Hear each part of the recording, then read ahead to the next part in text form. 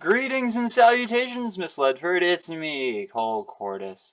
The paper I gave to you, I lovingly refer to as Galway Kinnell, the Galway Kinnell story. But the one you got probably says something more along the lines of Galway Kinnell, the Dark Naturalist. I say somewhat along the lines of, but that's exactly what I call the essay. And I call it that because Galway Kinnell had a lot of darkness in him. Which, I mean, should be expected if I named the title of my research paper, Galway Kinnell, the Dark Naturalist. So, Galway Kinnell was born February 1st,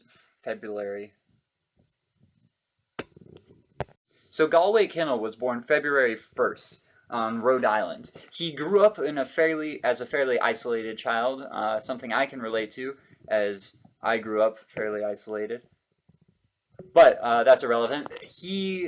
During his childhood, he didn't have a whole lot of friends, so one of the things that he did a lot was read. Another thing I can relate to. I like reading a lot.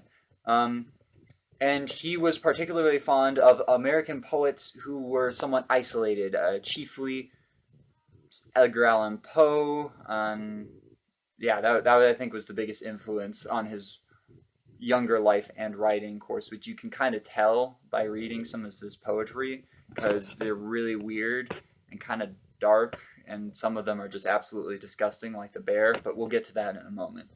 So a lot of people found and thought that Galway Kinnell was, kind of a modernist writer in his writing. And I mean, that is true. In some of his poems, there are like themes that kind of go against, technology and modern society and that sort of advancement. But based upon the definition of naturalism, which is that it's kind of a heightened form of realism that puts more emphasis on, nature and its power over man, I definitely think that Galway Kinnell was more of a naturalist writer than he was a modernist writer, even though, there are strong arguments that can be made for either side of that. So the first poem that I'm going to analyze from Galway Kinnell for a naturalistic viewpoint is Sleep's Head. This is an abbreviation of the actual title, but it came out in Galway Kinnell's first really well-known book called The Book of Nightmares, which really should say a lot about his writing style and the content of his poetry. And even Kinnell himself said in an interview at one point, after writing the book, he had felt a deep emptiness inside of him that did not go away for quite some time. So, yeah, that's who we're dealing with here. But now for my analyzation of Sleep's Head. But Sleep's Head is about a parent who's kind of having this, I guess, moral conversation with himself or herself as they comfort their child.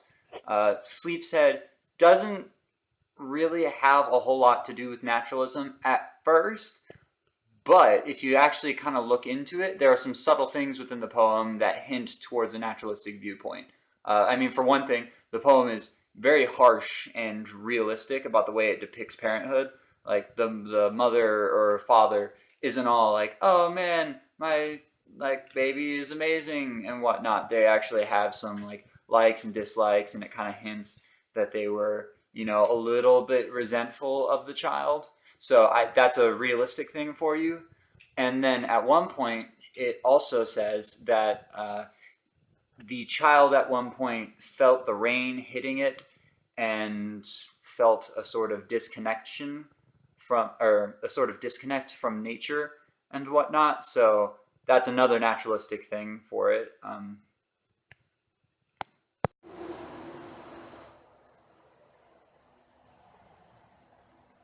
So The Bear is one of Galway Kinnell's more famous poems. It's about a hunter who is hunting a bear, go figure. This poem physically made me cringe when I was reading it. There are some parts of it that are just absolutely disgusting. Like at one point, it describes how the hunter just kind of, it picked up a bear turd, sopped in blood, and ate it. But that's just not a good image at all.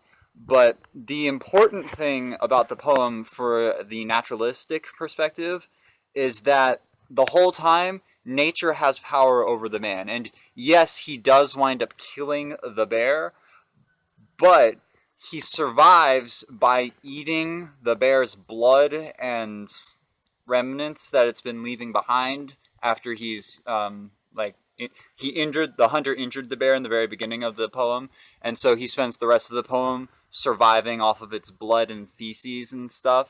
And so that's nature having power over the man right there, because the only reason the hunter lived in order to find the dead bear is because he was eating from the regular bear, or from the bear's remains.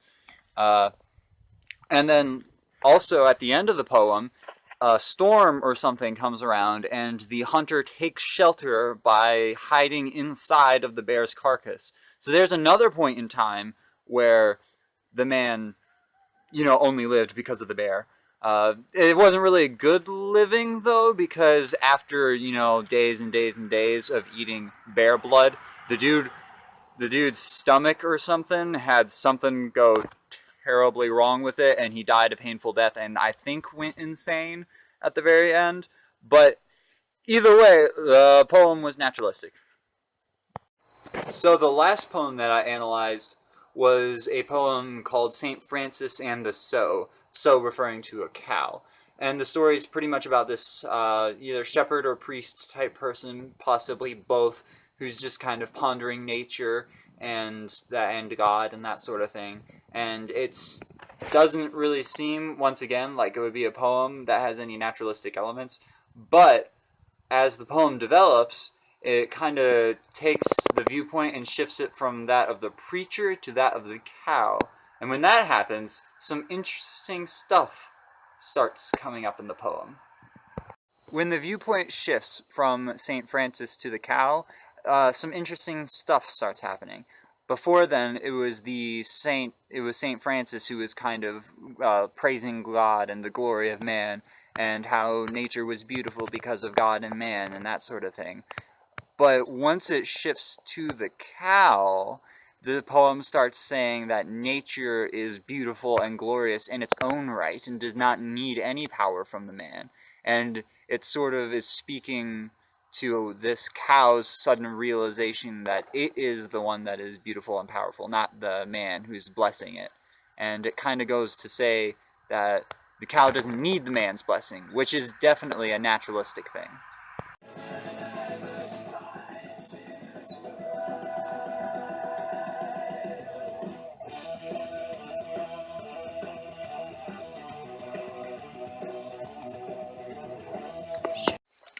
And now, to wrap up all of these sort of threads into a solidified conclusion.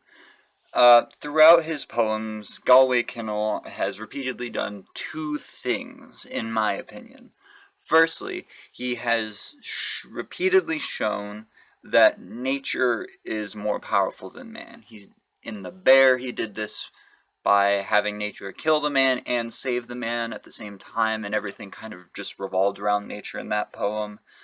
In Sleep's Head, nature was present as a sort of drawing and powerful force that the child wished it could have been a part of, but was sadly separated, and it also served as the great equalizer and death and that sort of thing. That's another thing that it represented in Sleep's Head.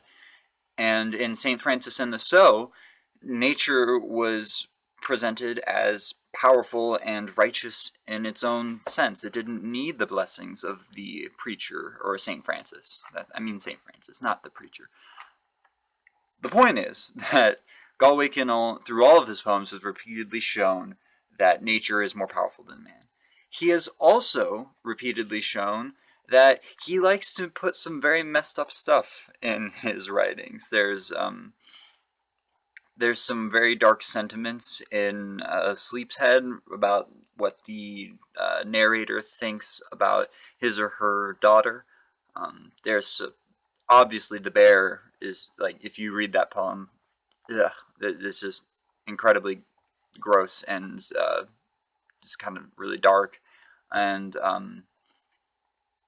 so Galway Kinnell is a dark naturalist. He likes to put in the fact that nature is more powerful than man, and he likes to include deep, dark looks into human nature and human existence, and just write about nasty things, kind of like Edgar Allan Poe.